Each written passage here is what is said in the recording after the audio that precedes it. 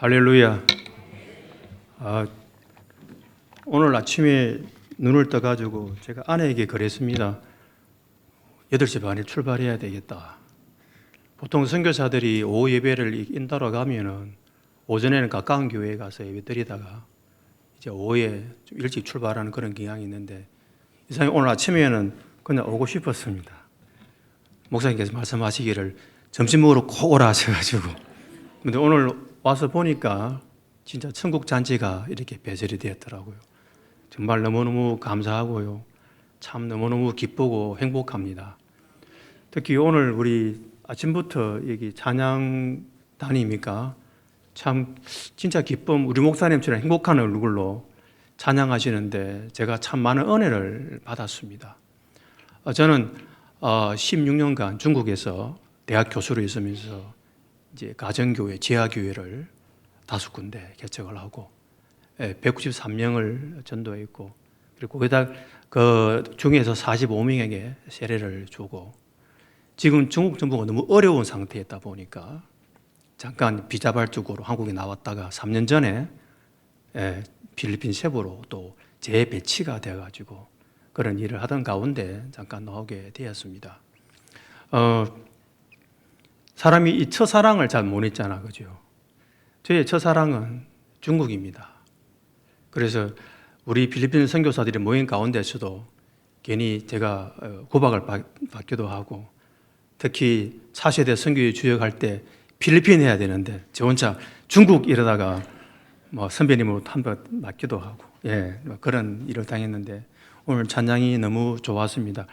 제가 중국어로 찬양 안 해도 되겠습니까?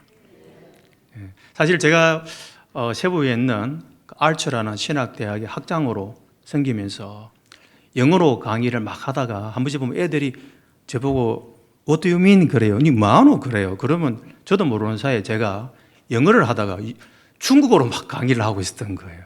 그래서 저는 아직도 이 중국을 잊지를 못하겠습니다. 예호와 유시 워더션 여호와 하나님 당신은 우리의 하나님이십니다. 我要时时称颂你的名 저는 항상 언제나 당신을 찬양하기를 원합니다. 你是我盾牌是我的荣光又是叫我抬起头的神 당신은 저의 방패가 되시고 저의 영광이 되시며 저를 지키시는 방패가 되십니다. 저의 머리를 들게 하시는 분이십니다. 众难仇敌围绕攻击我 비록 나의 수많은 원수가 나를 에워싸고 나를 공격해 들어오지만은 在你怀中必不怕遭害 당신의 품속이라면은 무서워할 게 전혀 없습니다. 你是我的神 당신은 저의 하나님이십니다. 我所依靠的 저의 모든 의지가 되시는 분이십니다. 你同在是我제일 한도서 당신이 저와 함께 하시면 모든 승리는 저의 것입니다.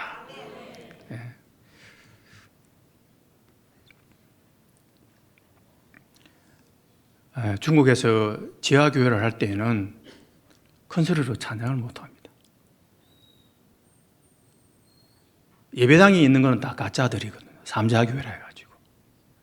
그래서 조그마한 골방이나 아파트를 빌려가지고 많이 못 들어갑니다. 한 15명 들어가서 이제 이렇게 예배를 드려요.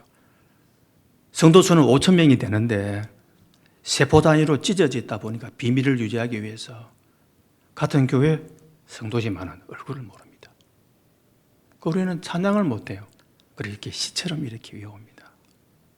지금도 비행기를 타고 2시간, 3시간 가는 그 거리에 우리 중국교회 성도들이 오늘도 이 시간 목소리를 죽이면서 예배를 드리고 있을 것입니다. 또 필리핀 지역에는 우리보다 헐벗고 못 사는 우리의 또 믿음의 식구들이 오늘도 그 무더위를 무릅쓰고 예배를 드리고 있을 것입니다. 그들을 위해서 많은 기도로 동력해 주시면 고맙겠습니다.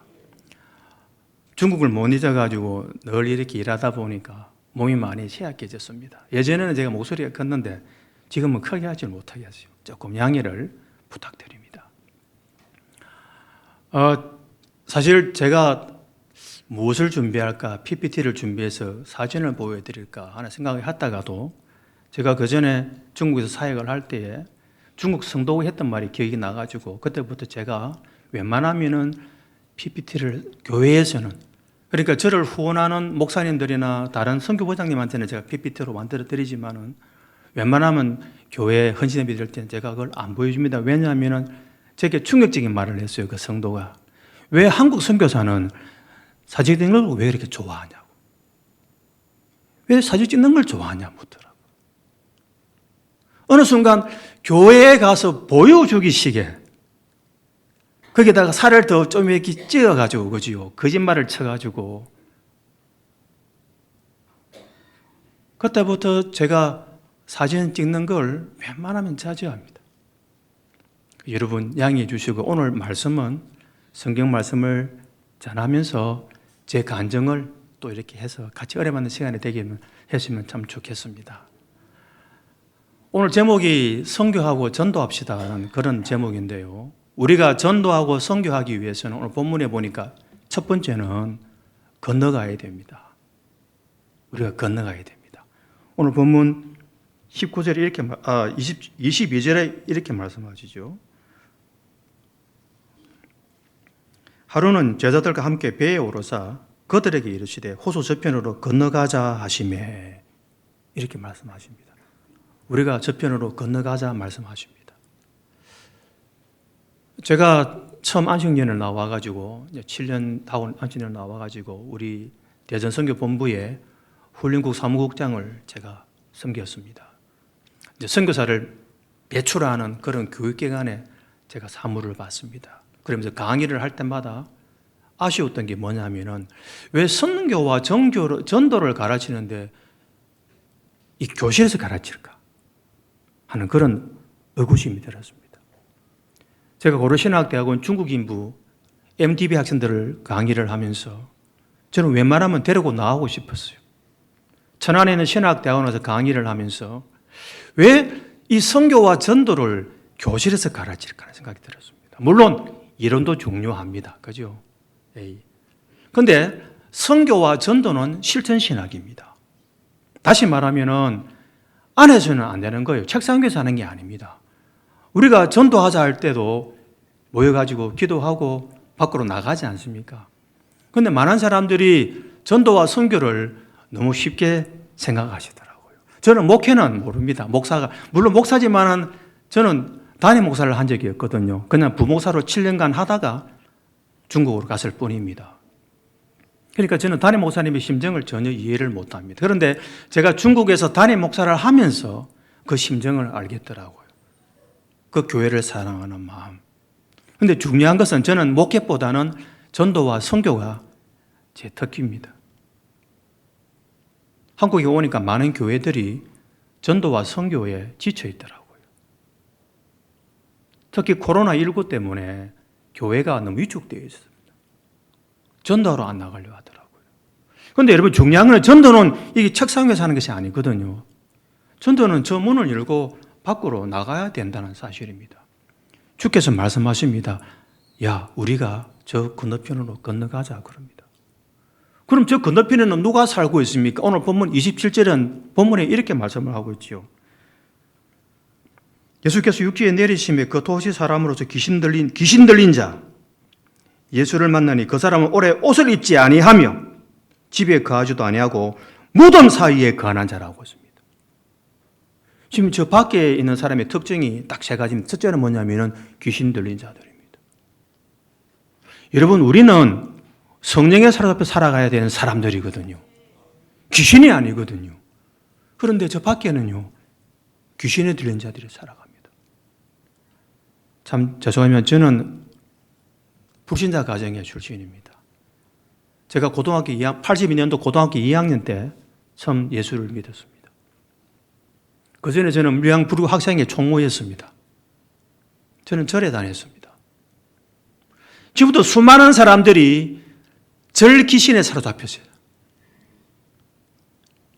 이슬람, 모슬렘, 그리고 공산주의 귀신에 잡혀가지고서는 성령님의 인도함을 받지 못하고 살아간다는 이 현실에 있습니다. 둘째, 저 사람들은 옷을 안 입고 여러분, 우리는 다 옷을 입고 있잖아요. 정상적인 사람은 옷을 입고 살아야 되거든요. 근데 저 사람은 옷을 안 입고 살아요. 벌거벗고 살아요. 여러분, 얼마나 수치고 얼마나 부끄러움입니까?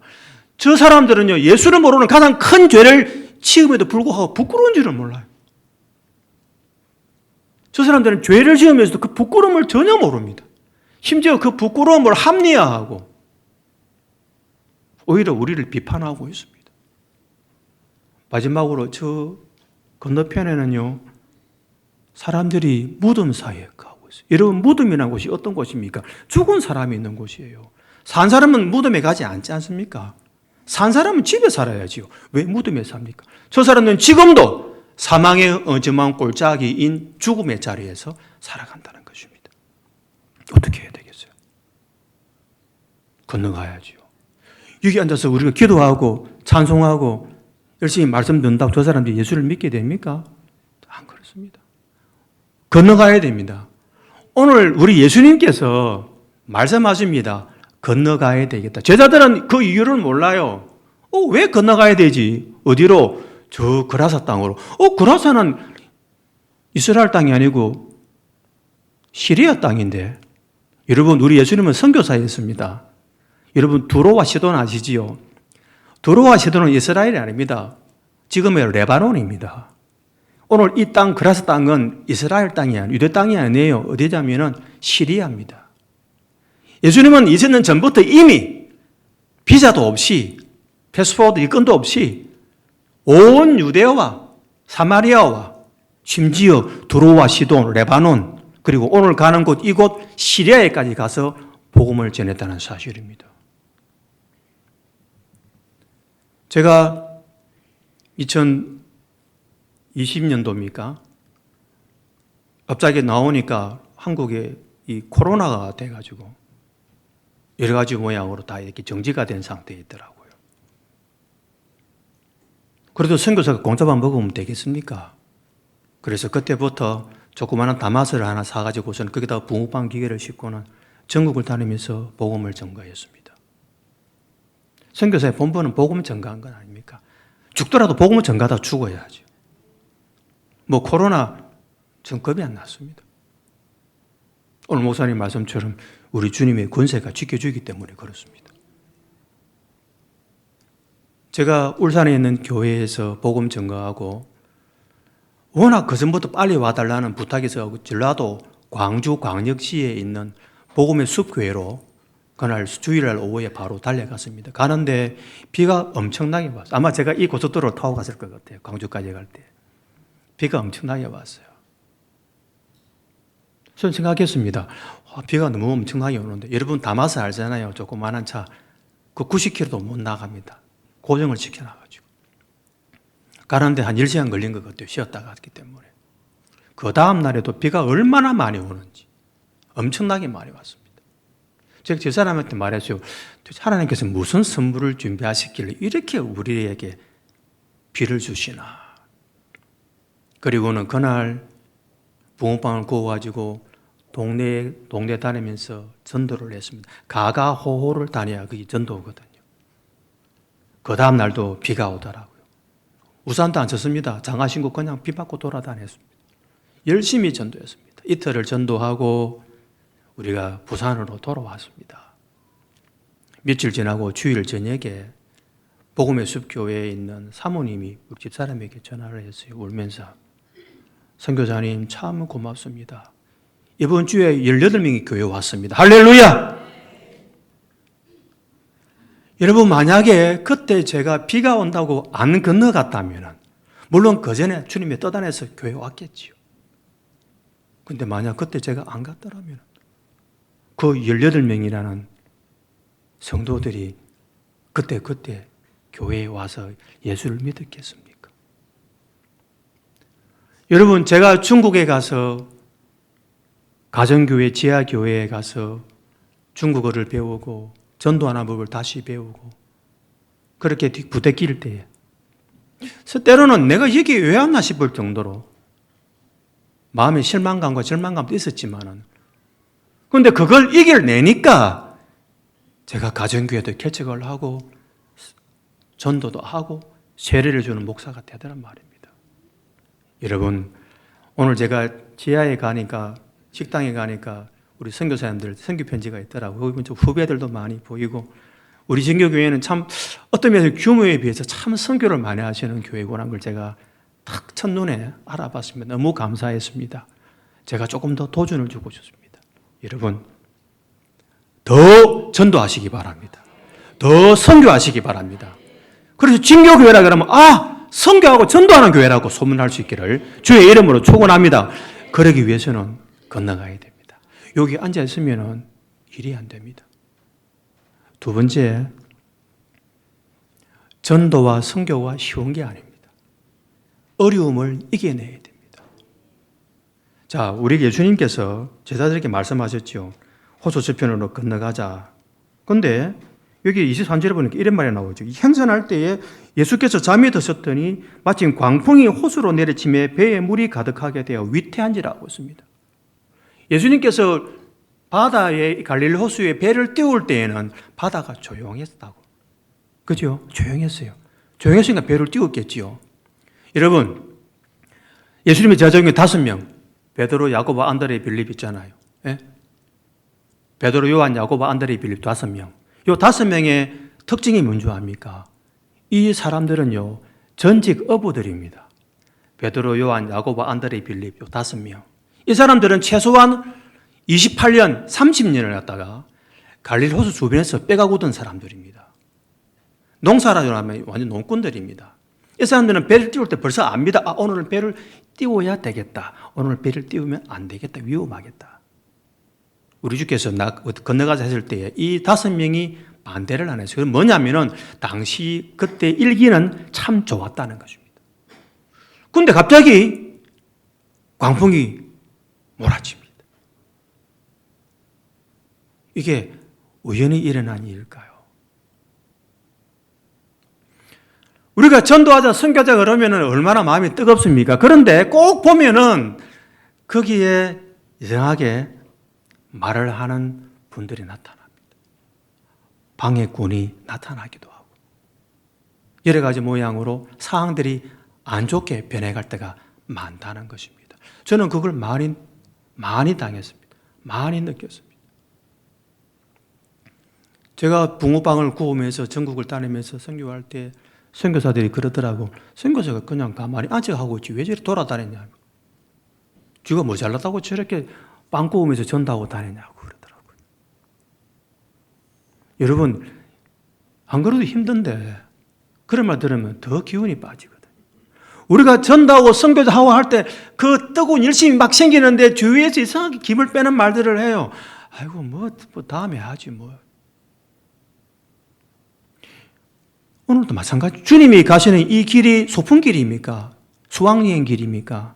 아닙니다. 여러분 여기 26절에 보면 뭐가 있습니까?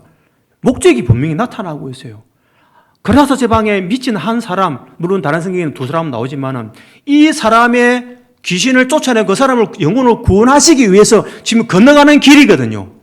그 건너가는 길에 지금 이 광풍을 만난 것입니다. 그 뒤에 보면은 예수님께서 물어요. 네 이름이 뭐냐 물을 때에 그가 말합니다. 나는 군대입니다라고 뒤에 나오거든요. 오늘 다 읽지는 않았습니다만. 여러분 이 군대라는 것이 한국어는 그냥 군대인데 헬라어에 보니까 레기온이라고 나옵니다. 레기온 뜻이 뭐냐면은 로마 일개 군단 병력입니다. 6,000명입니다. 지금 이 그라사 지방에 사는 이 광인, 미친 남자의 몸속에 들어가 있는 귀신의 수가 최소한 몇 마리라고요? 귀신은 마리나 되겠죠? 6,000마리예요. 예수님 이제 건너가면은 귀신 자기 부하 6,000마리는 이제 무정행으로 쫓겨가게 됩니다. 사탄이 가만히 앉아서 열중무쇼 해가지고 예수님 그 잘 가십시오라고 그냥 보내줄 수 있겠습니까? 아니니까 광풍을 막 만들어버린 것이지요. 예수님은 다 아시고 계셨습니다.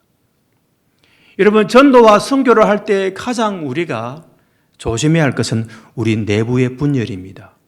오늘 여기 배에 보니까 분란이 일어났어요. 심지어 제자들은 예수님을 막 깨웁니다. 예수님 일어나십시오. 뭐합니까? 우리가 지금 죽게 된 것을 안 돌아보십니까? 예수님을 같이 제자를 사랑 안 하는 사람으로 만들어버리고 있어요. 예수님을 마치 하나님의 아들이 아닌 피조물에 그냥 굴종하는 그냥 이렇게 존재로 만들어버리고 있어요. 이게 얼마나 큰 범죄입니까? 꼭 뭐 잘하자 그러면 이상하게 발알되는 사람들이 있어요. 근데 중요한 사실은요, 아무리 어려운 상황 속에서도 하고자 하는 사람은 방법을 찾습니다. 그러나 하기 싫은 사람은 항상 핑계를 찾게 돼 있어요. 오늘 보기에는 비가 오는데, 오늘 너무 추운데, 오늘 보니까 이런 상황이 아닌데, 목사님, 다음에 합시다. 사랑하는 우리 정교회 성도님 여러분, 전도와 선교 저도 많이 해봤거든요. 제 전공 아닙니까? 쉬운 거 절대 아닙니다. 진짜 힘듭니다. 때로는요, 욕도 얻어먹습니다. 제가 거제도 가가지고 빵을 구워가지고 지나가는데, 여러분 길 가다 보면 왜 이 마을에 풍선 달린 집이 있죠. 보살집이라 그럽니까? 풍선 달린 집이 이렇게 있잖아요. 대나무에 이렇게 슥슥 지나가는데 제 마음이 갑자기 그 사람의 불쌍한 마음이 확 드는 거예요. 입에 있던 장로님은 그냥 가자는 제가 그래서 안 되겠다고, 오늘 자꾸 성령님께서 저 사람 집에 가라는 마음을 주시는 것 같다고. 그래서 제가 그 보살집에 똑똑하고 들어갔어요. 들어오시오 그러더라고요. 또 들어가니까 놀랬습니다. 이제 오나 이러는 거예요. 저는 예약한 적도 없거든요. 그냥 가다가 그냥 눈에 보이길래 너무 좀 처분한 마음이 들어가고. 그리고 제가 그랬어요. 우리 압니까? 그러니까 딱 그러는 거예요. 목사하고 장로 아이가 그러는 거예요. 여러분, 귀신이 똑똑해요. 우리 그때 앞치마 입고 저는 넥타이 한국 와서 이렇게 하지 깝깝해 죽겠어요.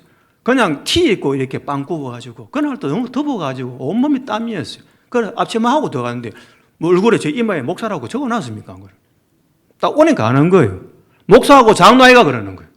깜짝 놀랐습니다. 그리고 제가 물었어요. 아이고, 어떻게 압니까? 그러니까 오늘 아침 자기 신이 그랬대, 귀신이. 낮에 누가 목사하고 장로가 빵 들고 올 거다. 절대 먹지 마라. 우리 바구니 이렇게 들고 들어갔거든요. 침을 탁 받더라고요. 우리가 그거 침만 낳고 그냥 우리가 나올 사람들입니까? 우리도 얼굴에 칠판 깐 사람들인데 앉아가지고 기도하고 결국 미고 나왔다. 할렐루야. 거제도 가면 팔람매라는 사람이 있어요. 애가 팔람매의 부모입니다. 이분이 점쟁이고 무당이었어요. 이분이 그때 예수를 믿고 지금 열심히 전도 다닙니다. 할렐루야. 전도, 선교 쉬운 것 절대 없습니다. 사랑하는 성도 여러분, 우리 진교교회는 모든 어려움을 극복하고 특히 내부에서 전도하다 선교할 때 무슨 말이 나올 때는 사랑과 믿음과 협력으로 꼭 이겨내시기를 주의 이름으로 축원합니다. 마지막으로 전도와 선교를 할 때 가장 중요한 것은 우리의 가치 개념을 좀 다르게 해야 됩니다.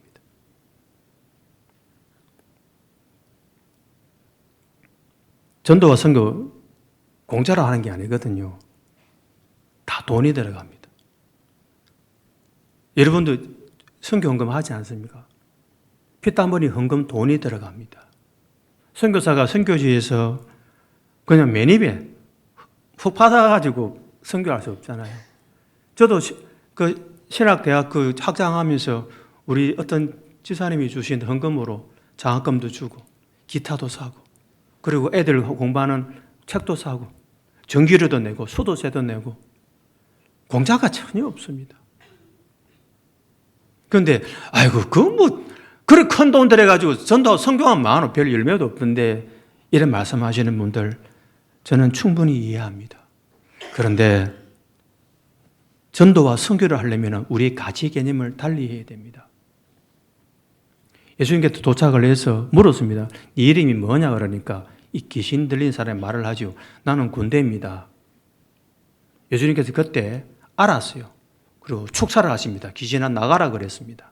그러니까 이 귀신이 예수님께 간구를 하지요. 예수님, 우리를 그냥 무정으로 쫓지 마시고 저기 옆에 있는 돼지 떼 들어가게 해주십시오. 강구를 합니다.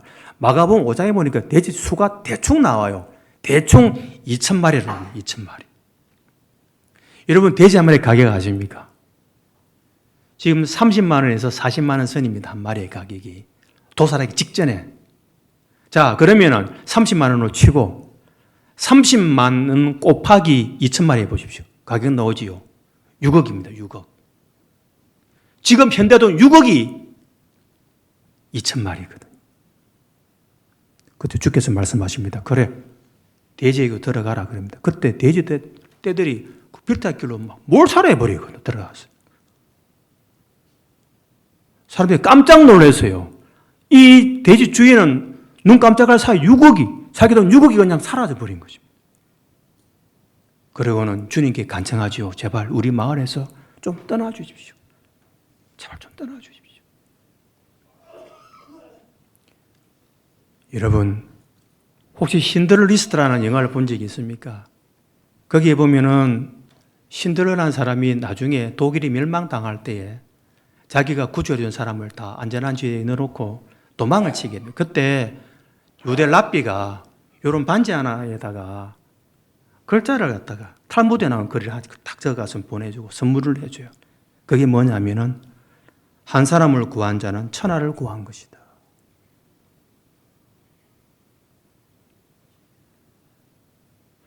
천하보다 귀한 게 사람의 생명이거든요.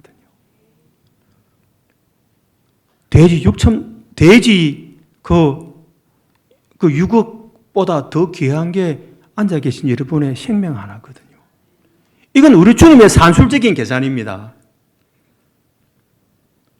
사람이 천하를 얻고도 목숨을 잃으면 무엇이 유익하리라고 그랬는데, 천하보다 귀한 게 사람의 생명인데, 우리가 전도하고 선교하는데 그냥 매니베 합시다. 그거는 말이 안 되는 것입니다. 저는 선교하자 그러면 왜 사람들이 막 그럽니다. 저는 그게 보여요. 왜 한국 교회가 선교와 전도에 지쳐가고 있는가? 한 사람의 생명을 물질보다 못한 것으로 보기 때문에 그렇습니다. 저는 그런 거 보면 마음이 아파요. 진짜 마음이 아픕니다. 한 사람의 생명이 목숨보다, 한 사람의 목숨이 천하보다 귀한데. 압니다. 저도 중국에서 대학 교수를 하면서 하루에 일주일에 22시간 강의를 하면서 하루 종일 서서 말하다 보면 힘도 없고, 저도 여러분이 수하고 애쓰시는 거 다 알고 있습니다. 저도 해봤습니다. 그러나 여러분, 교회의 존재 목적은 예배와 친교도 있지만은 복음 전가하는 것도 중요하다는 사실. 너무 좀 아끼지 마십시오. 여러분들 이 세상이 좋습니까?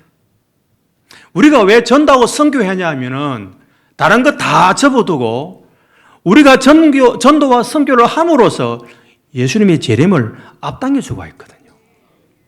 우리 예수님 언제 오시는지 우리 알지 못하잖아요. 그런데 마태복음 24장 16절에 이렇게 나오고 있습니다. 그지요? 뭐라 말합니까? 온 세상에 모든 민족에게 복음이 전거되기 위하여 온 세상에 복음이 전파될 것인데 그제서야 끝이 온다고 그랬거든요. 네. 저는 이 세상 정들 마음 하나도 없습니다. 저는 지금 당장이라도 주님 오시면 참 좋겠어요. 그러면 어렵게 수고해서 전도하고 선교 안 해도 되지 않습니까? 참 주님 앞에서 영생 복락 누리고 그죠.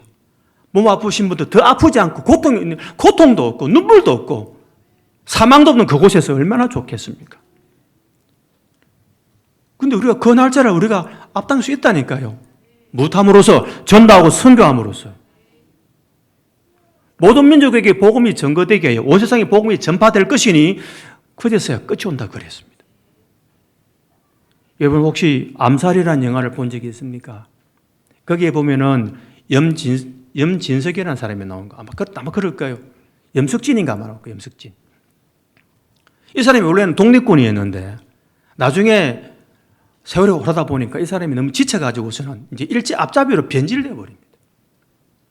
그러다가 해방을 맞아버렸거든요.